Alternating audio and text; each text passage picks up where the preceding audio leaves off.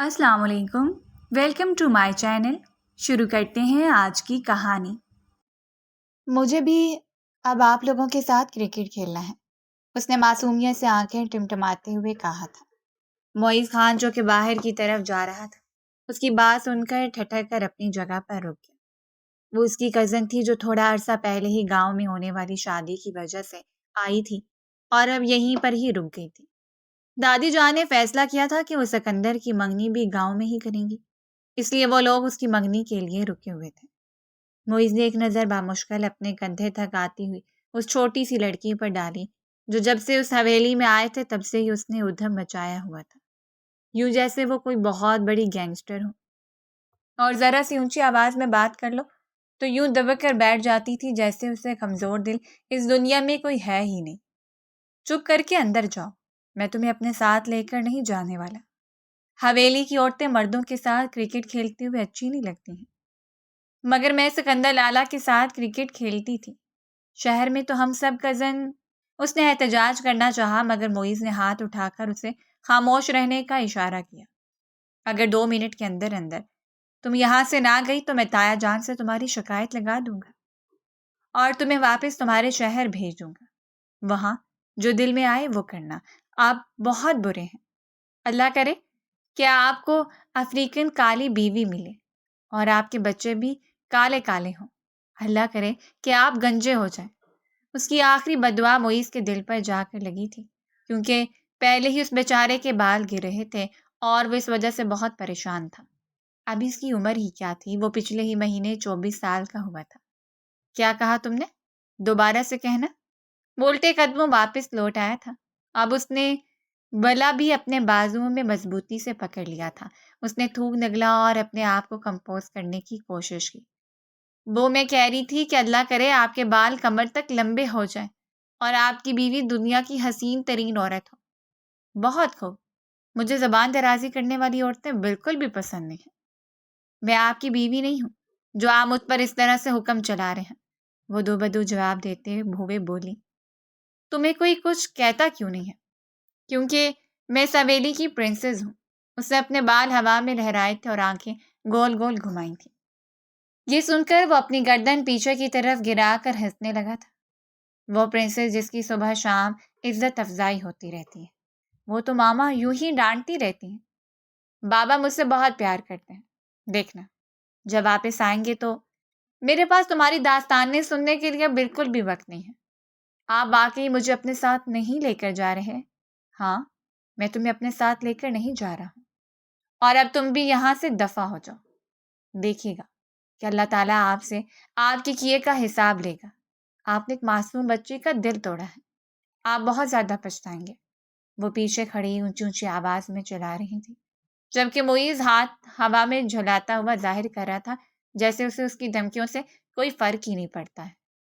अभी वो हवेली की दहलीज से बाहर निकला ही था कि सामने से आने वाली ताया जान की गाड़ी देखकर उसने गहरी सांस खारिज की। वो कैसे भूल गया था कि आज उन लोगों ने डेरे पर जाना है। उसका अपने दोस्तों के साथ क्रिकेट खेलने का प्लान ऑटोमेटिकली फेल हो गया था, मगर वो वापस हवेली जाते हुए भी हिचकिचा रहा था, क्योंकि वहां पर वो लड़की उसको ताने देने के लिए तैयार बैठी थी। पता नहीं कौन सी वो मनहूस घड़ी थी जब मैंने दादी जान से कहा था कि वो उसको भी अपने साथ हवेली में ले आए। मैं तो बस ये देखना चाह रहा था कि आखिर इन मलके हुस्न में ऐसा क्या है जो हर कोई उसके गुण गाता रहता है, और अब मुझे पता चला है कि उसमें बातें करने के अलावा कोई और टैलेंट नहीं है। अल्लाह का शुक्र है कि मैंने अच्छे वक्तों में ही इससे शादी करने से इनकार कर दिया था। वो दोबारा हवेली के अंदर दाखिल हुआ तो वो उसे देखकर पुरस्कार अंदाज में मुस्कुराने लगी। मुझे तंग करने वाले लोग खुद कभी भी चैन से नहीं रह सकते हैं। वो उसकी बात को नज़रअंदाज करता हुआ वहां से चला गया था। उसके जाने के बाद वो हवेली से बाहर निकल गई थी। चाबी गाड़ी में ही लगी हुई थी। उसने ड्राइवर को इशारा किया था कि तुम गाड़ी हवेली के पिछले हिस्से में जाकर पार्क कर देना। ड्राइवर जैसे ही चाबी उतारने लगा, जोहा ने उसे रोक दिया। जी बेगम साहिबा, क्या हुआ है? ये चाबी मेरे हवाले करो। मगर बेगम साहिबा, जो कह रही हूँ वो करो, वरना ताया जान से जाकर तुम्हारी शिकायत लगा दूंगी कि तुम रात के वक्त अपने दोस्तों के साथ ताश खेलने के लिए निकल जाते हो। ڈرائیور کا منہ حیرت سے کھلا کا کھلا رہ گیا تھا۔ یہ تو ایسا راز تھا جو وہ اپنے آپ سے بھی چھپاتا تھا۔ اس کے بارے میں تو اس کے گھر والوں کو بھی معلوم نہیں تھا اور نہ ہی اس کے قریبی دوست کو پتا تھا۔ آپ کو کیسے پتا چلا بیگم صاحبہ؟ میری نگاہوں سے کچھ بھی چھپا ہوا نہیں ہے۔ یہ مت سمجھنا کہ اگر شکل سے معصوم دکھتی ہوں تو اندر سے ہی معصوم ہوں گی۔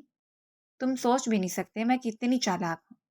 وہ خود ہی اپنے آپ کو چالاک کہہ کر خوش ہو رہی تھی۔ ڈرائیور نے اپنی گردن جھکا لی اور اپنی مسکراہٹ دبانے کی کوشش کی، کہیں ایسا نہ ہو کہ وہ اس کو مسکراتا ہوا دیکھ کر دوبارہ سے دھمکی دینے پر اتر آئے۔ ویسے بیگم صاحبہ آپ کہاں پر جا رہی ہیں؟ یہ تمہارا مسئلہ نہیں ہے، تم نے بس اپنی زبان بند رکھنی ہے۔ اگر تم نے زبان کھولی تو پھر میں تایا جان کو تمہاری شکایت لگا دوں گی۔ یہ کہہ کر وہ اپنی گاڑی ریورس کرتی ہوئی حویلی سے باہر نکل گئی تھی۔ معیز جس نے ملازمہ کو چائے بنانے کی ہدایت کی تھی اور کمرے کی بالکنی میں آ کر کھڑا ہوا تھا، اس نے جب اس لڑکی کو حویلی سے باہر جاتے ہوئے دیکھا تو اس کے تن بدن پر آگ لگ گئی۔ اس کو آج میرے ہاتھوں سے کوئی بھی نہیں بچا سکتا۔ یہ آخر خود کو سمجھتی کیا ہے؟ وہ تیزی سے سیڑھیاں اترتا ہوا نیچے آیا۔ اس نے فیصلہ کیا تھا کہ ڈرائیور سے تو وہ بعد میں اس بارے میں، جس نے نہ تو یہاں کے راستوں کے بارے میں پتا تھا اور نہ ہی اسے اس گاؤں کے قاعدے قوانین کے بارے میں پتا تھا۔ یہاں پر خانوں کی برسوں سے ملک خاندان کے ساتھ دشمنی چلتی آ رہی تھی۔ ملک خاندان تو بس طاق میں بیٹھا رہتا تھا، اسے موقع مل جائے اور وہ خانوں کو ذلیل و رسوا کرے۔ یا میرے اللہ، مجھے اپنے اوپر کنٹرول کرنے کی صلاحیت عطا فرمانا، کیونکہ اگر میں نے اس لڑکی کو کوئی بھی اوٹ پٹانگ حرکت کرتے ہوئے دیکھ لیا تو اس کو میرے ہاتھوں سے کوئی بھی نہیں بچا سکتا۔ وہ دل ہی دل میں دعا کر رہا تھا۔ اسے کافی دیر تلاش کرنے کے بعد بھی وہ اسے کہیں بھی نظر نہیں آئی تھی۔ نہ جانے اسے زمین کھا گئی تھی یا آسمان نگل گیا تھا۔ اس کے دماغ میں یہ بات سمائی ہی نہیں تھی کہ وہ اس وقت گاؤں کی دہلیز پار کر کے ملک خاندان کے گاؤں میں داخل ہو چکی تھی۔ اس نے گاڑی تھوڑے فاصلے پر کھڑی کی تھی کیونکہ وہاں پر گاؤں کے بچے کرکٹ کھیل رہے تھے، جو کہ اس کا پسندیدہ کھیل تھا۔ اپنے آپ کو شاہین افریدی گمان کرتی ہوئی وہ ان کے پاس گئی۔ کیا میں بھی آپ لوگوں کے ساتھ کھیل سکتی ہوں؟ بچوں نے حیرت سے اس کی طرف دیکھا تھا۔ مگر تم تو عورت ہو، اچانک ہی ایک بچہ بولا تھا۔ عورت ہوں تو کیا مطلب ہے؟ کیا میرے پاس جذبات نہیں ہیں؟ وہ اپنے سینے پر ہاتھ رکھتے ہوئے ڈرامائی انداز میں بولی تو وہاں پر موجود چھوٹے بچے کھلکھلا کر ہنسنے لگے تھے، جبکہ بڑے بچے کینہ توڑ نظروں سے اس کو گھورنے لگے تھے، کیونکہ وہاں کے لوگوں کی ذہنیت یہی بنی ہوئی تھی کہ عورتیں گھر کی چار دیواری میں اچھی لگتی ہیں۔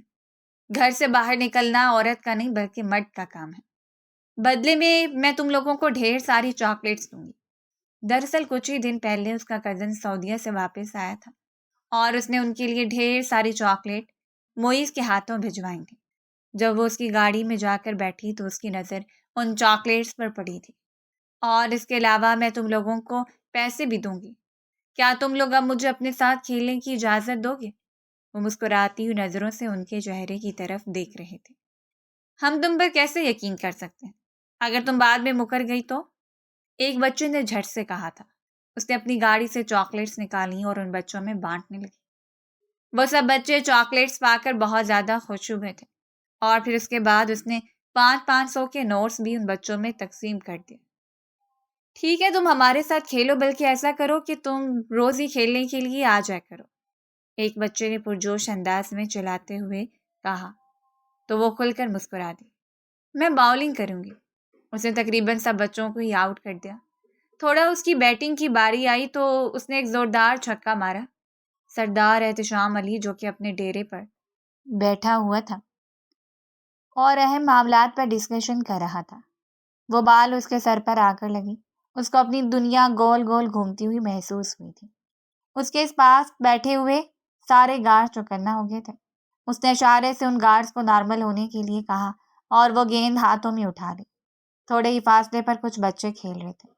میں نے انہیں وہاں پر کھیلنے سے منع بھی کیا تھا۔ تمہیں میں نے کتنی بار سمجھایا ہے کہ بچوں کو منع کیا کر۔ یہ جس کی گیند ہے، تھوڑی دیر کے بعد وہ لینے کے لیے آ جائے گا۔ میں خود ہی اسے سمجھا دوں گا، وہ نرم لہجے میں بولا اور وہ گیند اٹھا کر اپنے تخت پر جا کر بیٹھ گیا۔ اس کے سامنے موجود لوگ وہاں سے اٹھ کر جا چکے تھے۔ تقریباً 5 منٹ ہی گزرے تھے کہ اسے بہت ہی خوبصورت نسوانی آواز سنائی دی۔ اس نے نگاہیں اٹھا کر دیکھا تو سامنے ہی 17 سال کی ایک دوشیزہ کھڑی تھی، جس کے سیاہ بال کھلے ہوئے تھے، اس کے کندھے پر بکھرے ہوئے تھے، چادر بھی اس کے سر سے ڈھلکی ہوئی تھی، جبکہ اس کا چہرہ پسینے سے شرابور تھا۔ جب وہ ان بچوں کے ساتھ کھیل رہی تھی تب اس نے چادر اپنی کمر کے گرد باندھ لی تھی۔ جب وہ اس حالت میں وہاں سے نکلنے لگی تو ایک بچے نے اپنا لہجہ بھاری بناتے ہوئے کہا، سر پر چادر لے کر جاؤ، کیونکہ تم سردار کے ڈیرے پر جا رہی ہو اور میں نہیں چاہتا کہ کوئی تمہیں چادر کے بغیر دیکھے۔ بچہ یوں بات کر رہا تھا جیسے وہ اس پر پورا حق رکھتا، جبکہ وہ بمشکل 5 سال کا تھا۔ اس کی بات سن کر وہ نہ چاہتے ہوئے بھی ہنس دی تھی۔ ٹھیک ہے سر، جیسا آپ کہیں ویسا ہی ہوگا، اس نے اس کے گال کھینچتے ہوئے پیار سے کہا، اور دل ہی دل میں آیت الکرسی کا ورد کرتی ہوئی وہاں پر چلی گئی۔ وہ ہماری گینگ یہاں پر آئی ہے۔ اس نے اپنے لہجے کو نارمل رکھنے کی ہر ممکن کوشش کی تھی۔ گارڈز اس کو دیکھ کر حیران ہو گئے تھے۔ کچھ گارڈز اس کو دیکھ کر معنی خیز انداز میں مسکرا رہے تھے۔ تم کون ہو؟ آج سے پہلے تو میں نے تمہیں اس گاؤں میں نہیں دیکھا۔ ایک تو خود ہی کہتے ہیں کہ گاؤں کی کوئی عورت حویلی سے باہر نہ نکلے، اور اب اگر میں غلطی سے باہر آ گئی ہوں تو اس طرح کے سوال پوچھنے کا کیا مقصد ہے؟ وہ جھنجھلاتے ہوئے لہجے میں جواب دینے لگی تھی، کیا تم شہر سے آئی ہو یا پھر چودھری کی بیٹی ہو؟ اس کو یہ بھی بتایا گیا تھا کہ چودھری کی بیٹی امریکہ سے پڑھ کر آ رہی ہے، مگر اس کی عمر 24 سال کے لگ بھگ تھی، جبکہ یہ بہت چھوٹی اکراتی تھی۔ میں سردار معیز خان کی کزن ہوں، اس نے اپنی گردن اکڑا کر پرجوش انداز میں جواب دیا تھا۔ وہاں پر موجود سب گارڈز نے اپنی گنز لوڈ کر لی تھی۔ یہ دیکھ کر وہ یکدم ہی خوف زدہ ہو گئی تھی۔ اس کے چہرے کے تاثرات بدل گئے تھے اور اس کا رنگ سیاہ پڑ گیا تھا۔ اس کی حالت دیکھتے ہوئے وہ لطف اندوز ہو رہا تھا۔ میں نے تو سنا تھا کہ خان اپنی عورتوں کو چھپا کر رکھتے ہیں، مگر وہ تو کھلے عام اپنی عورت کی نمائش کر رہا ہے۔ اس کے لب بھینچ گئے تھے۔ وہ دانت پیستے ہوئے بولی، میرے خاندان کے بارے میں اگر ایک لفظ بھی اپنے منہ سے نکالا تو مجھ سے برا کوئی بھی نہیں ہوگا۔ تمہیں پتہ ہے کہ تم اس وقت میرے گاؤں میں کھڑی ہو، میرے ڈیرے پر موجود ہو۔ میں تمہارے ساتھ جیسا چاہے ویسا سلوک کر سکتا ہوں۔ تمہارے خاندان والوں کو علم بھی نہیں ہوگا۔ اگر تو تمہیں یہ لگتا ہے سردار صاحب کہ میرے خاندان والے پتہ نہیں لگا پائیں گے تو یہ تمہاری سب سے بڑی غلط فہمی ہے۔ اگر تم مٹی کے نیچے بھی جا کر چھپ جاتے تو وہ تمہیں زمین سے کھینچ کر باہر نکالیں گے، اور جب تک میری موت کا بدلہ نہیں لیں گے تب تک وہ چین سے نہیں بیٹھیں گے۔ مطلب تم اپنے خاندان والوں کی بہت لاڈلی ہو۔ سردار احتشام علی اپنی جگہ پر اٹھ کھڑا ہوا اور چھوٹے چھوٹے قدم اٹھاتا ہوا اس کی طرف بڑھنے لگا۔ وہ 2 قدم پیچھے کی طرف کھسکی تھی، مگر دیوار ہونے کی وجہ سے وہ اس کے ساتھ لگ کر کھڑی ہو گئی تھی۔ میرے پاس آنے کی کوشش مت کرنا، اور اس طرح سے مت دیکھو مجھے، ورنہ میں تمہاری آنکھیں نکال دوں گی۔ سچ کہوں تو زندگی میں پہلی بار میں نے اس قدر بہادر عورت دیکھی ہے جو میرے ہی ڈیرے پر آ کر مجھے ہی للکاری ہے۔ ویسے لٹل گرل، تمہیں میں ایک چھوٹی سی نصیحت کرنا چاہتا ہوں۔ لڑکیوں کو اس قدر بہادری زیب نہیں دیتی، اور جہاں تک تم سے انتقام یا بدلہ لینے کا سوال ہے تو ملک خاندان ابھی اتنا گرا نہیں ہے کہ وہ عورتوں کا استعمال کرے گا۔ یہ تم خانوں کی روایت ہوتی ہے جو عورتوں کو ہر جنگ میں استعمال کرتے ہیں۔ جاؤ یہاں سے اور دوبارہ مجھے یہاں پر نظر مت آنا۔ اگر دوبارہ تم مجھے اس جگہ پر دکھ گئی تو مجھ سے برا کوئی بھی نہیں ہوگا۔ تمہاری قسمت اچھی تھی کہ تمہیں سردار احتشام علی مل گیا ہے۔ اگر تمہارا سامنا میرے خاندان کے کسی اور مرد کے ساتھ ہوتا تو تم اپنے پیدا ہونے پر پچھتاتی۔ یہ کہہ کر وہ وہاں سے پلٹ گیا تھا۔ میں تم سے ڈرتی ورتی نہیں ہوں، میں تمہیں بتا رہی ہوں۔ یہ مت سمجھنا کہ میں تم سے خوف زدہ ہو گئی تھی۔ گارڈز اس کی طرف بڑھا۔ اس نے ایک جھٹکے سے گارڈز کے ہاتھوں سے اپنے بازو چھڑوائے اور اس کے سینے پر زور سے ہاتھ مارتی اس کو دھکا دیتی ہوئی وہاں سے چلی گئی تھی۔ آخر یہ کیا چیز تھی؟ وہ اس کی پشت کو دیکھ کر رہ گیا تھا۔ وہ گیند ان بچوں کے حوالے کرنے کے بعد وہ اپنی گاڑی کی طرف بڑھ گئی تھی، مگر اس کی گاڑی کا ٹائر پنچر تھا۔ کسی نے اس کی گاڑی کے ٹائر کی ہوا نکال دی تھی۔ یا میرے اللہ، اب میں کیا کروں؟ اپنی حویلی واپس کیسے جاؤں گی؟ سب گھر والے میرے لیے پریشان ہو رہے ہوں گے۔ وہ ان بچوں کی طرف پلٹ آئے جو شرارتی انداز میں اس کے چہرے کی طرف دیکھ رہے تھے۔ یہ سب کچھ کس نے کیا ہے؟ اس نے ان کو ڈانٹتے ہوئے سوال کیا تھا۔ یہ سب کچھ اس چھوٹو نے کیا ہے۔ یہ کہہ رہا تھا کہ آپ کو واپس نہیں جانے دے گا۔ اس نے کہا ہے کہ یہ آپ سے شادی کرے گا اور آپ کو ساری زندگی اپنے گھر رکھے گا۔ جی میڈم صاحبہ، میں آپ کو اپنے گھر لے کر جاؤں گا۔ چھوٹو جلدی سے آگے آیا۔ یہ وہی تھا جو تھوڑی دیر پہلے اس کے سامنے لمبی لمبی چھوڑ رہا تھا، جو بمشکل 5 برس کا تھا۔ یا میرے اللہ، مجھے صبر عظیم عطا فرما۔ وہ ان بچوں کو ڈانٹ بھی نہیں سکتی تھی اور نہ ہی انہیں کچھ کہہ سکتی تھی۔ اس نے ایک نظر اس ڈیرے پر ڈالی۔ سردار احتشام علی وہاں پر کھڑا اپنے گارڈز کو کوئی ہدایت کر رہا تھا۔ اس نے آنکھیں بند کی، اپنے آپ کو کمپوز کرنے کی کوشش کی۔ مصیبت میں گدھے کو بھی باپ بنانا پڑتا ہے، یہ تو پھر انسان ہے۔ اس نے اپنے آپ کو نارمل رکھا اور مضبوط قدم اٹھاتے ہوئے اس جانب بڑھ گئے۔ مجھے لگتا ہے کہ احتشام علی کو اس عورت سے محبت ہو گئی ہے۔ ایک بچے نے دوسرے بچے کے کانوں میں سرگوشی کی تھی۔ تمہیں ایسا کیوں لگا ہے؟ دیکھو تو، یہ دشمن خاندان سے ہے، مگر احتشام علی نے اسے کچھ بھی نہیں کہا۔ تھوڑے عرصے پہلے یہاں پر ایک اور عورت آئی تھی، لیکن احتشام علی نے اس کو بہت ذلیل کیا تھا۔ ان دونوں کی عمر 14 اور 15 کے لگ بھگ تھی، اور وہ دونوں ہی سیاست کے معاملات کو کافی حد تک سمجھتے تھے۔ کچھ ماحول بھی انہیں اس طرح کا ملا تھا، دوسرا ان کے اپنے ذہن بہت تیز تھے۔ احتشام علی اسے دوبارہ سے اس جگہ پر دیکھ کر کھل کر مسکرا دیا۔ ویسے مجھے امید نہیں تھی کہ دوبارہ سے ہمیں اپنی میزبانی کا شرف بخشیں گی۔ میں یہاں پر مہمان کے طور پر نہیں آئی ہوں، مجھے آپ کی مدد کی ضرورت ہے۔ بس یہ سمجھ لیجئے کہ میں مسافر ہوں اور راستہ بھٹک گئی ہوں۔ لیکن آپ تو بالکل ٹھیک جگہ پر آئی ہیں، احتشام علی نے خوشگوار لہجے میں جواب دیا تھا۔ وہ سمجھ نہیں پا رہی تھی کہ آخر یہ انسان چاہتا کیا ہے۔ تھوڑی دیر پہلے تک تو وہ غصے سے برتاؤ کر رہا تھا، اور ابھی ایک دم سے اس کا لہجہ شیریں ہو گیا تھا۔ مجھے اپنی گاڑی کا ٹائر ٹھیک کروانا ہے، دراصل وہ پنچر ہو گیا ہے۔ ٹھیک ہے، آپ یہاں پر بیٹھیں، میں اپنے گارڈ کو حکم دیتا ہوں، وہ ٹھیک کر دے گا۔ اس نے اپنے گارڈ کو اشارہ کیا۔ وہ وہاں سے چلا گیا۔ وہ اس کے سامنے ہی کرسی پر بیٹھی ہوئی تھی۔ اس نے چوکیدار کو بھی نصیحت کر دی تھی کہ اب کسی کو بھی حویلی کے اندر داخل ہونے کی اجازت نہ دینا۔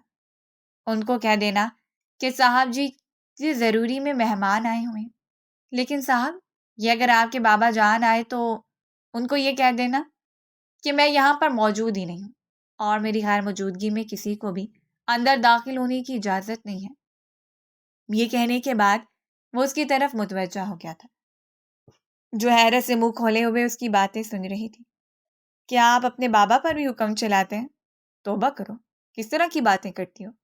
میں اپنے بابا کی بہت عزت کرتا ہوں، مگر آپ تو کہہ رہے تھے ہاں کچھ معاملات ایسے ہوتے ہیں جس میں کسی کو بھی شامل نہیں کرتا ہوں، اور میری سعادت سے میرے بابا جان بہت اچھے طریقے سے واقف ہیں۔ ویسے تم حویلی واپس جا کر میرے بارے میں انہیں کیا بتاؤ گی؟ میں آپ کے بارے میں انہیں کچھ بھی نہیں بتا سکتی ہوں، مگر انہیں پتہ تو چل ہی جائے گا۔ تھوڑی دیر پہلے مجھے سردار معیز خان کی کال آئی تھی، اس کو لگ رہا تھا کہ میں نے تم کو اغوا کر لیا۔ اگر میں اس کو یہ بتاتا کہ تم نے میرے ڈیرے پر آ کر مجھے دھمکیاں دی ہیں تو شاید وہ حیران رہ جاتا۔ کیا تمہاری شادی ہو چکی ہے؟ اس کے سوال پر وہ بری طرح سے بوکھلا گئے اور تیزی سے نفی میں سر ہلا دیا۔ اس کی گاڑی ٹھیک ہو چکی تھی، وہ اس کی حویلی سے باہر جا چکی تھی، مگر وہ اس وقت تک اس کی پشت کو دیکھتا رہا تھا جب تک کہ وہ اس کی نظروں سے اوجھل نہیں ہو گئے تھے۔ تم بہت حسین عورت ہو، اس میں کوئی شک نہیں ہے، اور بہت معصوم بھی ہو۔ سب سے بڑھ کر یہ کہ تم بہت دلچسپ ہو، اور مجھے دلچسپ لڑکیاں بہت اچھی لگتی ہیں۔ زندگی ایک دلچسپ عورت کی سنگت میں ہی مزیدار ہے، ورنہ زندگی کا کیا مزہ؟ یہ کہہ کر وہ حویلی کے اندر داخل ہو گیا تھا۔ وہ خباثت بھرے انداز میں مسکرا رہا تھا۔ اس نے پہلے سے ہی 3 شادیاں کر رکھی تھیں، اور ہر شادی اس نے مختلف خاندان کی لڑکی سے کی تھی۔ چوتھی شادی اس کا دشمن خاندان کی لڑکی سے کرنے کا ارادہ تھا۔ وہ ایک سنکی اور پاگل انسان تھا، جسے آج تک کوئی بھی نہیں سمجھ پایا تھا۔ جو کچھ اس کے دل میں ہوتا تھا وہ وہی کرتا تھا، چاہے اس کے لیے اسے بھاری کی قیمت کیوں نہ اٹھانی پڑے۔ اور ابھی بھی اس کو لگ رہا تھا کہ اسے بہت بڑا خمیازہ بھگتنا پڑے گا۔ جب وہ اس کے گاؤں کی دہلیز سے باہر نکلی تو اس نے سکھ کا سانس لیا۔ وہاں پر تو وہ بہت زیادہ بہادر بنی ہوئی تھی، مگر اب اس کی ٹانگیں خوف کے مارے کانپ رہی تھیں۔ اس کا جسم بھی پسینے میں شرابور ہو چکا تھا۔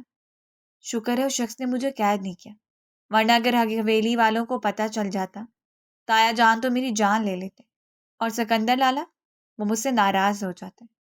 جب وہ واپس حویلی پہنچی تو معیز بے چینی سے وہیں پر ہی ٹھہر رہا تھا۔ تم کہاں پر گئی تھی؟ میں ذرا شہر تک گئی تھی۔ کس کی اجازت سے؟ سکندر فوراً سے آگے بڑھا اور اس کو ڈانٹنے لگا۔ کس لہجے میں بات کر رہے ہو اس سے؟ تمہیں ذرا بھی اندازہ ہے کہ تمہارا لہجہ کس قدر سخت ہے؟ آپ ہمیشہ اس کی سائڈ کیوں لیتے ہیں؟ آپ کو اندازہ نہیں ہے کہ کتنی غلطیاں کرتی ہے۔ اس کو ڈانٹنے کی بجائے، سمجھانے کی بجائے آپ ہمیشہ اس کے سامنے سیسا پلائی دیوار بن کر کھڑے ہو جاتے ہیں، اور مجھے یہ سب کچھ بالکل بھی اچھا نہیں لگتا ہے۔ اس کو کہیں کہ جب تک یہ اس حویلی میں موجود ہے تب تک اس کو اس حویلی کے قواعد قوانین پر عمل کرنا ہوگا۔ یہ یہاں پر اپنی منمانی نہیں کر سکتی ہے۔ معیز وہاں سے جا چکا تھا اور اس کے جانے کے بعد وہ سکندر لالا کی طرف مسکراتی ہوئی نظروں سے دیکھنے لگی تھی۔ آپ جانتے ہیں لالا کہ آپ میرے موسٹ فیوریٹ ہیں۔ یہ کہہ کر اس نے سکندر کا کندھا تھپکا اور بھاگتی ہوئی اپنے کمرے میں چلی گئی۔ تم بھی میری موسٹ فیوریٹ ہو، بے ساختہ اس کے منہ سے پھسلا تھا، اور پھر بے ساختہ اس نے اپنے آپ سے ہی نظریں چرائی تھیں۔ بچپن سے لے کر اب تک وہ ہمیشہ سے ہی اس کے ساتھ رہی تھی۔ جب بھی وہ کوئی غلطی کرتی تھی تو سکندر کے پیچھے جا کر چھپ جاتی تھی۔ سکندر اس کو ہمیشہ ہی بچا لیتا تھا۔ وہ ہمیشہ اس کی غلطیوں کی جسٹیفیکیشن دیتا تھا۔ سکندر کے ہوتے ہوئے نہ تو کسی میں اتنی ہمت تھی کہ وہ اسے ڈانٹتے، اور نہ ہی کسی میں اتنی جرأت تھی کہ وہ اسی اونچی آواز میں بات کرے۔ وہ اسے عمر میں 10 سال چھوٹی تھی، مگر اس کے باوجود بھی سکندر کے دل میں اس کے لیے پسندیدگی کے جذبات پیدا ہو گئے تھے۔ وہ اس کے 18 سال کے ہونے کا انتظار کر رہا تھا، مگر اس سے پہلے ہی اس کی ماں نے اس پر اس کی خالہ جان کی بیٹی مسلط کر دی تھی۔ وہ اپنی خالہ کی بیٹی کو پسند نہیں کرتا تھا۔ وہ تو چھوٹی سی لڑکی سے محبت کرتا تھا جس کے لیے وہ اپنا سب کچھ داؤ پر لگانے کے لیے تیار تھا۔ مگر ہائے یہ قسمت، یہ دشمنوں کے علاقے میں گئی تھی۔ رات کے وقت معیز نے سب کے سر پر بم پھوڑ رہا تھا۔ اس نے خوفزدہ نظروں سے معیز کے چہرے کی طرف دیکھا۔ یہ میرے ساتھ گئی تھی۔ سکندر نے فوراً ہی اس کو خاموش کروا دیا تھا۔ کیا مطلب ہے؟ تم اسے اپنے ساتھ لے کر کیوں گئے تھے؟ تایا جان، ہم غلطی سے اس طرف نکل گئے تھے، زیادہ مسئلہ والی بات نہیں ہے، سب کچھ بالکل ٹھیک ہے۔ اس نے انہیں پرسکون ہونے کا اشارہ کیا تھا، جبکہ اس چھوٹی سی لڑکی کا وجود ہولے ہولے لرز رہا تھا۔ کھانا کھانے کے بعد وہ سکندر کے کمرے میں داخل ہو گئی۔ وہ اجازت لیے بغیر اس کے کمرے میں چلی گئی تھی۔ ماریا، جو کہ پہلے ہی وہاں پر کھڑی اس سے بات کر رہی تھی، اسے ناگواری سے زوہا کی طرف دیکھا۔ کیا تمہیں کسی نے تمیز نہیں سکھائی کہ دوسروں کے کمرے میں داخل ہونے سے پہلے دستک دیتے ہیں؟ ماریا، کس لہجے میں بات کر رہی ہو؟ اسے ابھی اور اسی وقت اس سے معافی مانگو۔ نہیں سکندر لالا، اس کی ضرورت نہیں ہے، اور آئی ایم ریئلی سوری، مجھے واقعی دستک دینی چاہیے تھی۔ اگر آپ لوگ بزی ہیں تو میں بعد میں آ جاؤں گی۔ ارے نہیں، میں بالکل بھی بزی نہیں ہوں، اور یہ بس جانے ہی والی تھی، اسے ناگواری سے ماریا کو گھورتے ہوئے کہا تھا، جس کے دن بدن پر آگ لگ گئی تھی۔ سکندر کافی دنوں سے یہ بات نوٹ کر رہا تھا کہ ماریا زوہا کے ساتھ برا رویہ رکھتی ہے اور بلا وجہ اس کو باتیں سناتی ہے۔ اس نے انڈائریکٹلی ماریا کو سمجھایا بھی تھا، مگر ماریا نے اس کی بات ماننے سے صاف انکار کر دیا تھا۔ تم دشمنوں کے علاقے میں کیوں گئی تھی؟ مجھے اندازہ نہیں تھا، میں غلطی سے وہاں پر چلی گئی تھی۔ اور پھر اس کے ساتھ جو کچھ بھی ہوا تھا، اس نے وہ سب کچھ سکندر کی گوش گزار کر دیا تھا۔ سکندر کو لگا کہ کس نے اس کے دل پر خنجر چلا دیا ہو۔ اس نے تمہیں کچھ کہا تو نہیں ہے؟ وہ بے چینی سے اس کی طرف بڑھا اور اس کے دونوں بازو پکڑ کر اس کو ٹٹولنے لگا۔ ارے کیا ہو گیا سکندر لالا، میں بالکل ٹھیک ہوں، اور یہ بات آپ بھی جانتے ہیں کہ آپ کے ہوتے ہوئے میرا کوئی کچھ بھی نہیں بگاڑ سکتا۔ اگر کسی نے میرے ساتھ برا کرنے کے بارے میں سوچا تو اس کے ذہن میں ایک بار آپ کا خیال ضرور آئے گا، اور پھر اس کے پاس اس کی ساری سوچیں خود بخود ہی ہوا ہو جائیں گی۔ ویسے آپ نے مجھے بتایا نہیں کہ آپ ماریا بیگم سے محبت کرتے ہیں، اور اب چپ کے منگنی بھی کر لی۔ وہ اب اسے آڑے ہاتھوں لیتے ہوئے بولی تھی۔ وہ بری طرح سے بدمزہ ہوا تھا۔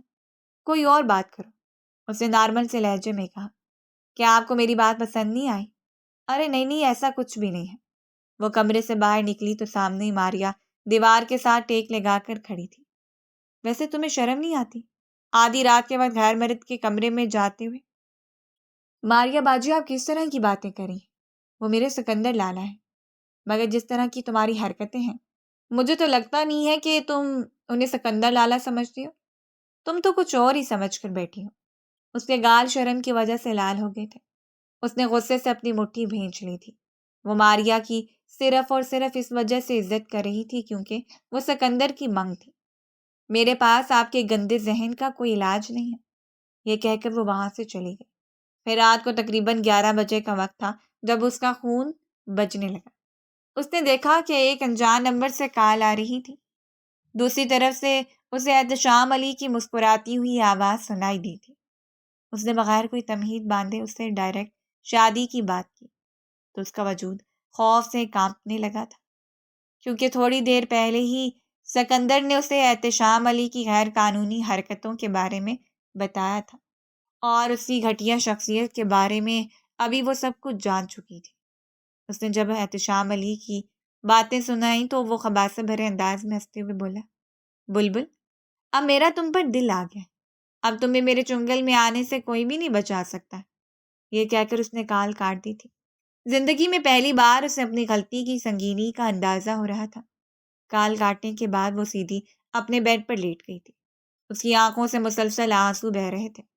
سکندر خان اس کے منہ سے بے ساختہ سسکی نکلی اور وہ پھوٹ پھوٹ کر رونے لگی۔ صبح جب اس کی آنکھ کھلی تو حویلی میں گہما گہمی کا سما تھا۔ سکندر کی 2 ہی دنوں میں منگنی تھی۔ سب لوگ اس کی منگنی کی ہی تیاریاں کر رہے تھے۔ اس دن موسم بہت خوشگوار تھا۔ وہ حویلی سے باہر نکل گئی۔ اب اس کا رخ حویلی کے پچھلے حصے کی جانب تھا۔ وہاں پر مرد کم ہی جاتے تھے اور زیادہ تر حویلی کی عورتیں ہی موجود ہوتی تھیں۔ یہ جگہ انہی کے لیے ہی مختص کی گئی تھی۔ جب بارش سٹارٹ ہوئی تو وہ بارش میں گول گول گھومنے لگی۔ تھوڑی دیر میں وہ مکمل طور پر بھیگ چکی تھی۔ سکندر جو کہ وہاں پر کسی کام کے سلسلے میں آیا تھا اس کو دیکھ کر ٹھٹک کر اپنی جگہ پر رک گیا اور پھر اس کے ذہن میں جھماکا ہوا۔ جب بھی وہ بارش میں بھیگتی تھی بیمار ہو جاتی تھی۔ اس کو فکر ہونے لگی تھی ایسا نہ ہو کہ وہ چھوٹی سی لڑکی بیمار پڑ جائے۔ وہ تیزی سے اس کے پاس گیا۔ وہ جو گول گول گھومے جا رہی تھی اچانک ہی اسے چکر آیا۔ اس سے پہلے کہ وہ لڑکھڑا کر زمین پر گرتی سکندر نے اسے اپنے بازوؤں میں تھام لیا تھا۔ وہ اس وقت اس کے بے حد قریب تھے۔ دونوں میں صرف چند انچ کا فاصلہ تھا۔ اس کا سر ابھی بھی چکرا رہا تھا مگر اس کو اتنا اندازہ نہیں تھا کہ وہ مہربان کی باہوں میں موجود ہے۔ ماریا جو کہ اپنے کمرے کی کھڑکی میں کھڑی یہ منظر دیکھ رہی تھی اس نے غصے سے اپنی مٹھی بھینچ لی تھی۔ میں اس عورت کو جان سے مار دوں گی۔ اماں نے تو کہا تھا کہ سکندر اس سے محبت نہیں کرتا۔ سکندر کو اس کی ذات میں دلچسپی نہیں ہے مگر یہاں پر تو یہ ایک دوسرے میں مکمل گم نظر آ رہے ہیں۔ اگر میں نے اس عورت کو سبق نہ سکھایا تو میرا نام بھی ماریا نہیں۔ دل ہی دل میں عہد کرتے ہوئے وہ اب اس کو برباد کرنے کی پلاننگ کر رہی تھی۔ آپ یہاں پر؟ وہ سکندر کو اپنے قریب دیکھ کر پہلی بار اس طرح سے ہچکچائی تھی۔ سکندر کو اپنی غلطی کا احساس ہوا تھا۔ اس نے اپنے بالوں میں ہاتھ پھیرا۔ جلدی سے اپنے کمرے میں جاؤ، بارش میں زیادہ بھیگی تو بیمار پڑ جاؤ گی۔ مجھے بھی لگتا ہے کہ مجھے جانا چاہیے۔ یہ کہہ کر وہ وہاں سے بھاگتی ہوئی چلی گئی۔ کافی دیر تک وہ اسی جگہ پر ہی کھڑا رہا تھا جہاں پر تھوڑی دیر پہلے وہ کھڑی تھی اور اب وہ بھی مکمل طور پر بھیگ چکا تھا۔ لاؤنج میں اس کی چیخوں کی آوازیں گونج رہی تھیں۔ اس کی طبیعت بہت خراب ہو گئی تھی۔ اس نے ملازمہ کو قہوہ بنانے کے لیے کہا تھا مگر وہ بنانا بھول گئی تھی۔ زحا جب لاؤنج کے اندر داخل ہوئی اور اس نے اس کو کھانستے ہوئے اور چھینکتے ہوئے دیکھا تو وہ پریشان ہو گئی۔ تیزی سے بھاگتی ہوئی اس کے پاس گئی اور اس کے ماتھے پر ہاتھ رکھتے ہوئے معصومیت سے بولی، آپ ٹھیک تو ہیں؟ اور یہ آپ کو اتنا تیز بخار ہے، آپ یہاں پر کیا کر رہے ہیں؟ اپنے کمرے میں جا کر ریسٹ کریں، میں تھوڑی سی دیر میں آپ کے لیے میڈیسن لے کر آتی ہوں۔ وہ اسے انکار کرنا چاہتا تھا مگر چاہ کر بھی اسے منع نہیں کر پایا تھا۔ تم میرے شوہر کے آگے پیچھے ہر وقت کیوں گھومتی رہتی ہو؟ تمہیں کیا لگتا ہے اس طرح سے تم اسے حاصل کرنے میں کامیاب ہو جاؤ گی؟ ماریا کی کاٹدار آواز سن کر اس کے ماتھے پر بل پڑ گئے تھے۔ میں نے آپ کو پہلے بھی بتایا تھا اور اب بھی بتا رہی ہوں کہ آپ کی گندی ذہنیت کا میرے پاس کوئی علاج نہیں ہے۔ میں تو یہی ہے کہ آپ خود اپنے آپ کو سمجھا لیں، ورنہ اگر میں نے تایا جان سے آپ کی شکایت لگا دی تو آپ کے لیے بہت برا ہوگا۔ تم میری کیا شکایت لگاؤ گی؟ میں انہیں بتاؤں گی کس طرح سے تم بارش میں بھیگ رہی تھی۔ اور وہ تمہارے انتہائی قریب موجود تھا۔ انسان میں ذرا سی غیرت ہوتی ہے، ذرا سی حیا ہوتی ہے، مگر تم کیا جانو۔ اس سے پہلے کہ ماریا کچھ کہتی، اس کا ہاتھ اٹھا تھا اور ماریا کے چہرے پر نشان چھوڑ گیا تھا۔ میں ہر چیز برداشت کر لوں گی، لیکن اپنی عزت پر ایک حرف بھی نہیں آنے دوں گی۔ آپ ہوتی کون ہیں میرے کردار پر انگلی اٹھانے والی؟ آپ پہلے اپنے کردار کو جا کر جسٹیفائی کریں۔ تمہاری اتنی ہمت؟ ماریا آگے بڑھی اور پھر کچھ سوچ کر اپنی جگہ پر رک گئی اور عجیب سے انداز میں مسکرانے لگی۔ تم سے میں اس طرح سے بدلہ نہیں لوں گی، تو میں ایسی جگہ پر جا کر ماروں گی جہاں پر تمہیں پانی بھی نہیں ملے گا۔ یہ کہہ کر وہ وہاں سے چلی گئی تھی۔ حیرت انگیز طور پر 2 دنوں کے بعد اس نے خود ہی آ کر زوہا سے معافی مانگی تھی۔ زوہا اپنے دل میں کسی کے لیے بھی نفرت نہیں رکھتی تھی، اس لیے اس نے اس کو معاف کر دیا تھا۔ اس کی منگنی کے دن وہ دل سے تیار ہوئی تھی۔ شیشے میں جب اس نے اپنے عکس کو دیکھا تو وہ دھک سے رہ گئی۔ اس کا دل زور زور سے دھڑکنے لگا تھا۔ اگر تمہاری شادی سکندر لالا سے ہو جائے تو ایک بار اس کی سہیلی نے اس کو کہا تھا، تو اس نے سہیلی کو زور سے کندھے پر تھپڑ مارا تھا۔ توبہ کرو، وہ میرے لالا ہے، سکا بھائی تو نہیں ہے، اور جتنا وہ تم سے پیار کرتا ہے تم پر اپنی جان نچھاور کرتا ہے۔ مجھے نہیں لگتا کہ وہ تمہارا نکاح کسی اور سے ہونے دے گا۔ ویسے تم ان کے ساتھ بہت پیاری لگو گی۔ تم لوگوں کی جوڑی چاند اور سورج کی جوڑی معلوم ہوگی۔ اس نے اپنی نگاہیں جھکا لی تھیں۔ کچھ آنسو اس کی آنکھوں میں جمع ہو گئے تھے، جسے اس نے بڑی مشکل سے پیچھے کی طرف دھکیلا تھا۔ وہ سب لوگوں کے بچوں کے نہ حرکتیں کرتی تھی۔ سب اسے یہی سمجھتے تھے کہ وہ بے وقوف ہے، نادان ہے۔ وہ لوگ اس بات کو نظر انداز کر دیتے تھے کہ اس کے سینے میں بھی ایک دل موجود ہے جو دھڑکتا ہے۔ جس کے نام پر وہ دھڑکتا تھا وہ کسی اور کے نام ہونے جا رہا تھا۔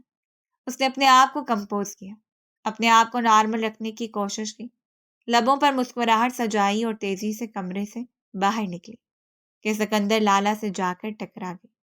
کیا کرتے ہیں آپ؟ دیکھ کر نہیں چل سکتے کیا؟ میرا میک اپ خراب کر دیا ہے آپ نے۔ اس کی لپسٹک سکندر لالا کی شرٹ کے ساتھ جا کر لگی تھی۔ شکر تھا کہ سکندر نے ابھی تک اپنے تبدیل نہیں کیے تھے۔ محترمہ، شرٹ تو میری خراب ہوئی ہے، اور مجھے بتاؤ کہ اتنا تیار کس خوشی میں ہوئی ہو؟ جاؤ جلدی سے جا کر میک اپ کم کرو۔ ارے آپ کی منگنی ہے، میری منگنی ہے، تمہاری شادی نہیں ہے جو اس طرح سے ہار سنگار کیا ہوا ہے۔ وہ اس کا حسن دیکھ کر بری طرح سے غائل ہو گیا تھا۔ اس کا دل بھی ڈوبنے لگا تھا، کیونکہ جب اسے اس چیز کا احساس ہوگا کہ اس کے علاوہ بھی بہت سے لوگ اس لڑکی کو اس حالت میں دیکھیں گے تو اسے عجیب سا محسوس ہونے لگا تھا۔ میں نے اتنی مشکل سے کیا تھا، بحث مت کرو اور جاؤ، اللہ کرے کہ آپ کی منگنی ٹوٹ جائے۔ اس کے منہ سے یہ سب کچھ اچانک نکلا تھا۔ وہ خود اپنے آپ پر شرمندہ ہوئی تھی، مگر اس کے سامنے ظاہر نہیں کر سکتی تھی۔ آمین، اس نے دل ہی دل میں کہا اور مسکراتا ہوا وہاں سے چلا گیا۔ جب وہ باہر نکلی تو اس نے اپنا میک اپ کافی حد تک ہلکا کر لیا تھا، مگر اس کے باوجود بھی وہ بہت حسین لگ رہی تھی۔ معیز کی آنکھیں بھی اس پر جم گئی تھیں۔ تم بہت خوبصورت ہو، اگر دماغ میں ذرا سی عقل ہوتی تو تم پرفیکٹ لگتی۔ اس دنیا میں پرفیکٹ کوئی بھی نہیں ہے سوائے رب کی ذات کے، اس نے اسے آنکھیں دکھاتے ہوئے کہا۔ مطلب تھوڑی سی سمجھدار بھی ہو۔ وہ اس کے سر پر تھپڑ مارتا ہوا وہاں سے چلا گیا تھا۔ جبکہ وہ چلا کر رہ گئی تھی، اسی وقت ہی فیصلہ ہوا کہ ان دونوں کا نکاح بھی کیا جائے گا۔ سکندر نے جب یہ سنا تو پریشان ہو گیا۔ اماں جان، آپ نے مجھے ایسا کچھ بھی نہیں کہا تھا، آپ نے صرف منگنی کی بات کی تھی۔ دادی جان، اس نے احتجاج کیا۔ دادی جان نے آنکھوں ہی آنکھوں میں اسے پرسکون ہونے کا اشارہ کیا۔ ماریا جو کہ اس کے پہلو میں ہی بیٹھی ہوئی تھی، جب مولوی نے اس سے اس کی مرضی پوچھی نہیں، اس نے 2 ٹوک انداز میں انکار کر دیا تھا۔ میں اس جیسے گھٹیا انسان سے شادی نہیں کروں گی۔ یہ تم کیا کہہ رہے ہو؟ تم ہوش میں تو ہو؟ سکندر نے غصے سے اپنی مٹھی بھینچ لی تھی۔ وہ صرف اس کی اس وجہ سے عزت کرتا تھا کہ وہ عورت ذات تھی، اور پھر اس نے سب گھر والوں کے سامنے سکندر کی اور زوہا کی عزت کی دھجیاں اڑائی تھیں۔ ان پر وہ الزامات لگائے تھے جو انہوں نے کبھی کیا ہی نہیں تھا۔ زوہا کی آنکھیں آنسوؤں سے بھیگ گئی تھیں۔ اس کو اپنا دل ڈوبتا ہوا محسوس ہو رہا تھا۔ اس سے پہلے کہ وہ زمین پر گرتی، سکندر نے اسے اپنے مضبوط ہاتھوں میں پکڑ لیا۔ ماریا اپنی بات مکمل کر کے وہاں سے جا چکی تھی۔ اسی وقت دادی جان نے ایک نیا اعلان کیا تھا کہ زوہا اور سکندر کا نکاح کیا جائے۔ سکندر کی امی اس کے لیے کسی بھی طور پر راضی نہیں تھی۔ وہ زوہا کو بہو کے روپ میں پسند نہیں کرتی تھی۔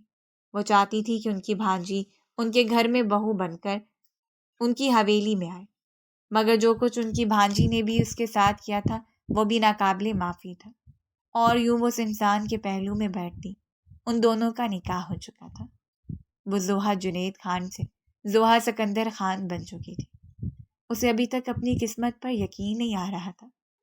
سکندر کا دل اندر ہی اندر بہت زیادہ خوش تھا اور کسی چھوٹے بچے کی طرح اچھل رہا تھا۔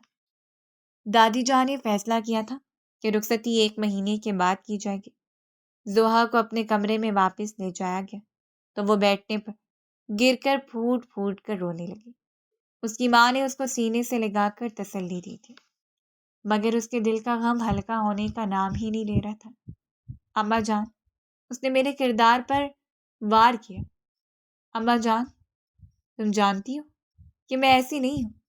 میری جان، میرے جگر کے ٹکڑے، مجھے معلوم ہے کہ میری بیٹی پاک دامن ہے، اور مجھے یہ بھی پتہ ہے کہ میری بیٹی کوئی بھی ایسی حرکت نہیں کر سکتی جس سے ہمارے خاندان کی عزت پر کوئی آن جائے۔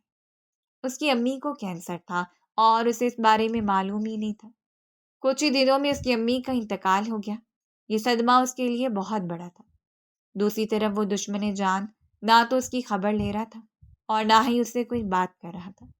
جب سے ان دونوں کا نکاح ہوا تھا تب سے وہ اسے الگ تھلگ ہو گیا تھا۔ زوہا کو پکا یقین ہو گیا تھا کہ وہ اس رشتے کے لیے راضی نہیں تھا اور وہ اپنی بیوی کے روپ میں اس کو قبول نہیں کر پا رہا، جبکہ حقیقت اس سے بالکل مختلف تھی۔ وہ چاہ رہا تھا کہ زوہا تھوڑا سا وقت لے لے اور اپنے آپ کو اس رشتے کے لیے ذہنی طور پر تیار کر لے۔ وہ نہیں جانتا تھا کہ یہ دنیا ان دونوں کے درمیان کبھی نہ ختم ہونے والے فاصلے لے آئیں گی۔ شازیہ بیگم کا غصے کے مارے برا حال تھا۔ وہ کسی طرح سے زوہا کو اپنے راستے سے ہٹانا چاہتی تھی۔ دوسری طرف ماریا کو بھی اپنی غلطی کا احساس ہو گیا تھا کہ جذباتی ہو کر اس نے اپنے اوپر کتنا بڑا ظلم کر دیا ہے۔ ایک بہت بڑی اسامی اس کے ہاتھوں سے نکل چکی تھی۔ اس کے گھر والوں نے بھی اس پر غصہ کیا تھا۔ اب وہ بھی یہی چاہتی تھی کہ زوہا کو کسی طریقے سے سائڈ پر کیا جائے، اور پھر رات کے اندھیرے میں وہ سب سے بڑے دشمن کے ڈیرے پر موجود تھی۔ احتشام علی اس کو دیکھ کر کھل کر مسکرا دیا۔ میں نے سنا ہے کہ تم زوہا سے محبت کرتے ہو۔ مجھے تو ہر عورت ہی اچھی لگتی ہے۔ وہ اس کو دیکھ کر خباثت سے بھرے انداز میں مسکراتے ہوئے بولا تھا۔ میں تمہاری مدد کرنے کے لیے تیار ہوں، اور بدلے میں تمہیں کیا چاہیے؟ مجھے تم سے کچھ نہیں چاہیے۔ جب زوہا سکندر کی زندگی سے نکل جائے گی تو میرے راستے خود بخود ہی صاف ہو جائیں گے، اور تم اسے اس حویلی سے کیسے نکالو گے؟ یہ میرا کام ہے، تم اسے مجھ پر چھوڑ دو۔ یہ کہہ کر وہ وہاں سے چلی گئی تھی۔ ان لوگوں نے جو منصوبہ بنایا تھا اب اس منصوبے پر عمل کرنا تھا۔ زوہا کی ساس اسے بہانے سے رات کے اندھیرے میں حویلی سے باہر لے کر آ گئی تھی۔ جیسی وہ حویلی سے تھوڑی سی دور آئی، ایک بار ہی اس کی قریب آئی، اس کو سمجھنے کا موقع ہی نہیں ملا تھا اور وہ اسے اپنے ساتھ لے کر چلی گئی تھی۔ آخری بار اس نے اپنی ساس کو مسکراتے ہوئے دیکھا تھا، اس کا دل زور زور سے دھڑک رہا تھا۔ وہ ابھی سے گاؤں کی دہلیز کے اندر ہی موجود ہوتی تھی جب سکندر خان کی گاڑی اس کی گاڑی کے سامنے آ گئی۔ ارے، آپ لوگ تو میں میزبانی کا شرف دیے بغیر ہی یہاں سے جا رہے ہیں۔ آپ نے اپنا کیسے سوچ لیا تھا کہ ہم آپ کی مہمان نوازی کیے بغیر آپ کو یہاں سے جانے کی اجازت دیں گے؟ ابھی اور اسی وقت میرے راستے سے ہٹ جاؤ، ورنہ مجھ سے برا کوئی بھی نہیں ہوگا۔ اس سے پہلے کہ وہ مزید کچھ کہتی، سکندر کے گارد نے اس کو چاروں اعتراف سے گھیر لیا تھا۔ میری بیوی نے مجھے بتایا تھا کہ جب تمہاری اس سے ملاقات ہوئی تھی تو تم نے اس سے کہا تھا کہ تم اپنے مقصد میں عورتوں کا استعمال نہیں کرتے ہو۔ یار، تم نے تو جھوٹ بھی بولتے ہو، اس پر ہنستے ہوئے بولا۔ وہ کھلے عام اس کا مذاق اڑا رہا تھا۔ احتشام علی کے وہم و گمان میں بھی نہیں تھا کہ وہ اس طرح سے پھنس جائے گا اور اس قدر ذلیل و خوار ہوگا۔ اگلے دن جرگے میں فیصلہ ہوا تھا۔ احتشام علی پر ایک بھاری جرمانہ ہوا تھا اور اس کے ساتھ ساتھ اس نے پورے جرگے کے سامنے سکندر سے معافی مانگی تھی۔ سکندر جب حویلی واپس گیا تو اس کے کمرے میں موجود تھی اور بیٹھی پھوٹ پھوٹ کر رو رہی تھی۔ قریب ہی سکندر کی ماں کھڑی تھی جو اس لڑکی کو دھمکیاں دے رہی تھی کہ اگر تم نے میرے بیٹے کو یہ بتایا کہ میں تمہیں زبردستی اپنے ساتھ لے کر گئی تھی تو مجھ سے برا کوئی بھی نہیں ہوگا۔ اور وہاں پر سکندر کو ساری کہانی سمجھ آ گئی تھی کہ وہ رات کے اس پہر وہاں پر جان بوجھ کر اکیلی نہیں گئی تھی، مگر اس کی ماں اس کو بہلا پھسلا کر لے کر گئی تھی۔ اس دن اس نے اپنی ماں کو بھی 2 ٹوک انداز میں یہ بات سمجھا دی تھی کہ اگر آپ نے میری بیوی کی عزت نہ کی اور اس کو وہ حق نہیں دیا جو اس کا بنتا ہے تو یہ حویلی چھوڑ کر چلی جاؤں گا۔ جب تک حویلی والے میری بیوی کی عزت کریں گے اس وقت تک میں بھی حویلی والوں کی عزت کروں گا، اور جس دن انہوں نے میری عورت کو نظر انداز کر دیا اس دن میری نظروں میں بھی ان کی اہمیت ختم ہو جائے گی۔ اس کی ماں غصے سے وہاں سے چلی گئی تھی۔ وہ چھوٹی سی لڑکی کی طرف متوجہ ہو گیا تھا۔ تم ٹھیک تو ہو؟ وہ اس کی طرف بڑھا۔ میں جانتی ہوں کہ آپ مجھے پسند نہیں کرتے۔ چپ کر جاؤ، اپنے آپ سے باتیں مت سوچ لیا کرو۔ تم سوچ بھی نہیں سکتی کہ میں تم سے کتنی محبت کرتا ہوں۔ میں اپنے رب کا کتنا شکر گزار ہوں کہ تم میرے نصیب میں لکھ دی۔ اگر تم مجھے نہ ملتی تو شاید میں ساری زندگی کبھی خوش نہ رہ پاتا۔ تم میرے لیے بہت خاص ہو۔ تم میری پسندیدہ عورت ہو جس کے لیے میں ہر چیز قربان کرنے کے لیے تیار ہوں۔ میں تم سے وعدہ کرتا ہوں کہ دوبارہ کبھی بھی تمہاری آنکھ میں آنسو نہیں آنے دوں گا۔ تمہیں اپنے سینے کے ساتھ لگا کر رکھوں گا۔ تمہیں وہ محبت دوں گا جس کی تم مستحق ہو۔ بدلے میں مجھے صرف اور صرف تمہاری وفاداری چاہیے۔ کیا تم میری وفادار بن کر رہو گی؟ کیا تم ساری زندگی میرا ساتھ نبھاؤ گی؟ یہ کہہ کر سکندر نے اپنا ہاتھ اس کی طرف بڑھایا تھا۔